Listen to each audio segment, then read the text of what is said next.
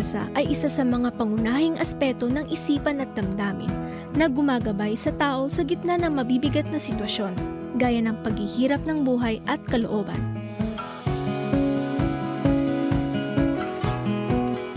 Upang linangin ang isang pag-asa na hindi natitinag, mahalagang paunlarin ang katatagan at panatilihin ang positibong pananaw. Maaari itong makamit sa pamamagitan ng iba't ibang paraan, kabilang sa mga ito ang pagtatakda ng makatotohanang mga layunin, pagiging mapagpasalamat, at pagpaligid sa sarili ng mga sumusuportang relasyon ng mga piling mabubuting tao at mabuting kapaligirang panlipunan. Sa pamamagitan ng pagtutok sa pagkaabot sa mga mabubuting layunin at pagdiriwang ng maliliit at malalaking tagumpay, mas maaliwalas ang paningin natin sa mas magandang bukas kahit maraming mabibigat na pagsubok ngayon na ating pinagdaraanan. Ang mga ito ay naglilipat sa ating pansin mula sa kakulangan patungo sa kasaganaan sa pinagpalang kalagayan. Kaya ang taong maaaring nanghihina ay lumalakas ang kalooban kapag pinalalago niya ang kanyang positibong kaisipan. Ang mga ito ay nagbibigay daan sa tao na bumuo ng matibay na pundasyon ng pag-asa na makatatagal sa mga hamon ng buhay. Ang mga benepisyo ng matatag na pag-asa maging sa kalusugan ng isip ay napakabuti.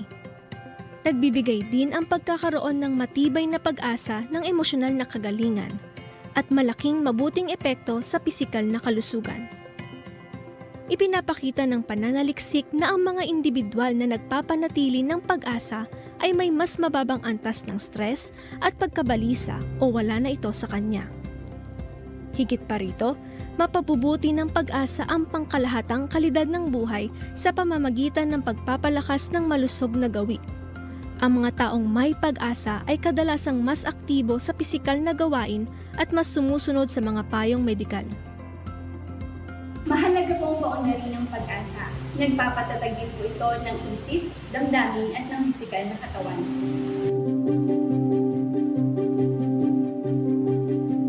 Bukod dito, ang epekto ng pag-asa ay hindi lamang limitado sa individual. Ito ay maaaring maisalin o maituro at malalim na makaimpluwensya sa mga mahal sa buhay at sa mga komunidad o organisasyon. Ikinagagalak ko po na may mga magulang at mga kapatid po ako na always hopeful. Nakikita ko po ang mabuting halimbawa nila. Kapag ang mga magulang at mga lider ay nagtataglay ng matatag na pag-asa, nahihikayat nila ang iba na yakapin o taglayin ang gayunding pananaw at pananalig.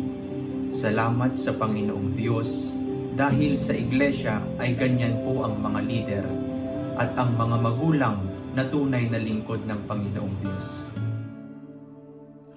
Habang ang mga kagipitan at matinding alalahanin ay dumarating sa akin, nakasusumpong ako ng kaligayahan sa iyong mga utos. Nananalangin ako ng buong puso ko. Sagutin mo ako, Panginoon. Susundin ko ang iyong mga patakaran. Bumabangon ako ng maaga bago pa sumikat ang araw. Humihingi ako ng saklolo at naglalagak ng pag-asa sa iyong mga salita.